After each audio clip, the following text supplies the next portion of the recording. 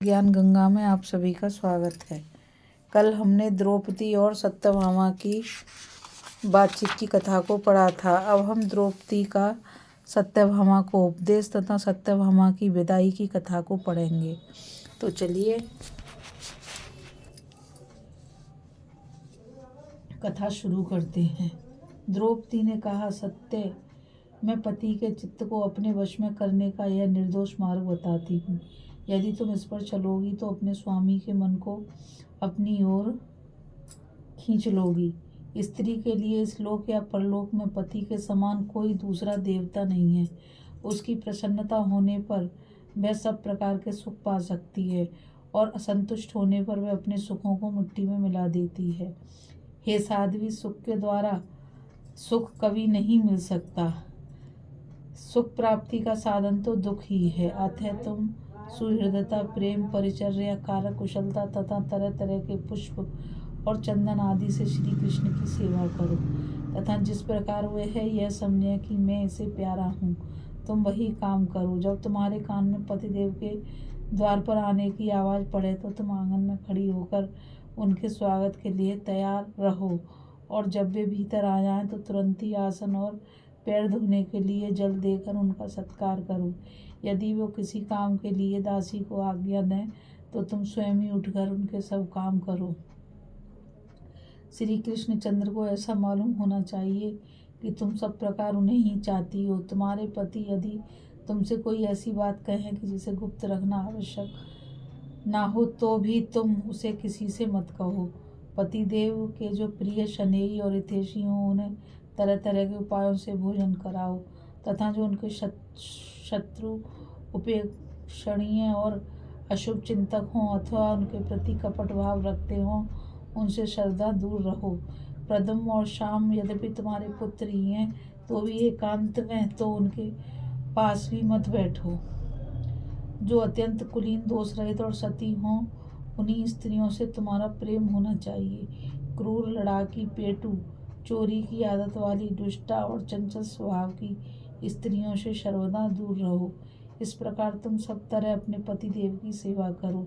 इससे तुम्हारे यश और सौभाग्य की वृद्धि होगी। अंत में स्वर्ग मिलेगा तथा तुम्हारे विरोधियों का अंत हो जाएगा। इस समय श्री कृष्ण भगवान मार्कंडेय आदि मुनियों और महात्मा पांडवों के साथ तरह तरह की मनोनुकूल बातें कर रहे थे। वे जब द्वारका चलने के लिए रथ में चढ़ने लगे तो उन्होंने सत्यभामा को बुलाया। तब सत्यभामा ने द्रौपदी से गले मिलकर अपने विचार के अनुसार बहुत सी ढाढ़स बनाने वाली बातें कही।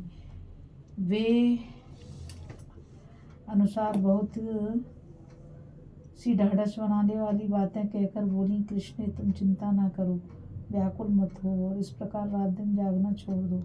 तुम्हारे देवतुल्य पति फिर अपना राज्य प्राप्त करेंगे। तुम्हारे समान शील संपन्न आदरणीय महिलाएं अधिक दिन दुख नहीं भोगा करती। मैंने महापुरुषों के मुख से यह बात सुनी है कि तुम अवश्य ही निष्कंटक होकर अपने पतियों के सहित इस पृथ्वी पर राज्य करोगी। तुम शीघ्र ही देखोगी दुर्योधन का वध करके पृथ्वी पर महाराज युधिष्ठिर का अधिकार होगा। तुम्हें दुख में देखकर भी जिन्होंने तुम्हारा अप्रिय किया उन सबको तुम नरक में ही गया समझो।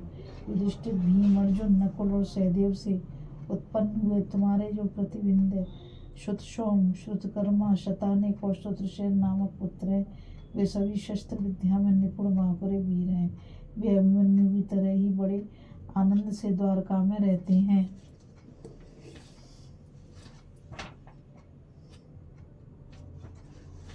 सुभद्रा उनकी सब प्रकार तुम्हारे समान ही देखभाल रखती है। वे किसी प्रकार का भी भेदभाव न रखकर उन पर निश्चल स्नेह रखती है तथा उनके दुख में दुखी और सुख में सुखी रहती है।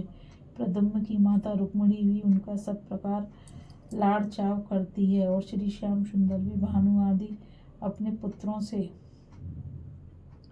उनमें किसी प्रकार का भेदभाव नहीं करते।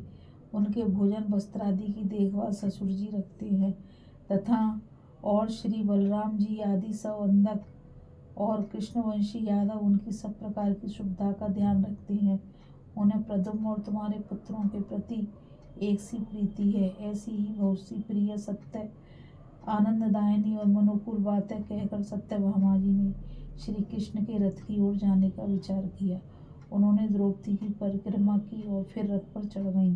श्री कृष्ण ने मुस्कुराकर द्रौपदी को धीरज बंधाया और फिर पांडवों को लौटाकर घोड़ों को तेज करके द्वारकापुरी की ओर चले। इस कथा में बस इतना ही। अभी हम कथा में द्रौपदी का सत्यभामा को उपदेश तथा सत्यभामा की विदाई की कथा को पढ़ रहे थे। अब हम आगे कथा में कौरवों की घोष यात्रा और उनका गंधर्वों के साथ युद्ध में पराभव की कथा को पढ़ेंगे। इस कथा में बस इतना ही। कल फिर मिलेंगे एक नई कथा के साथ। मुझ गीता रावत को आज्ञा दीजिए और मैं आप सभी से यही कहना चाहूँगी कि इस चैनल को ज़्यादा से ज़्यादा लाइक, शेयर और सब्सक्राइब कीजिए ताकि यह अमूल्य ज्ञान अधिक से अधिक लोगों तक पहुंच सके। इस कथा में बस इतना ही। राधे राधे, जय श्री कृष्णा, नमस्कार।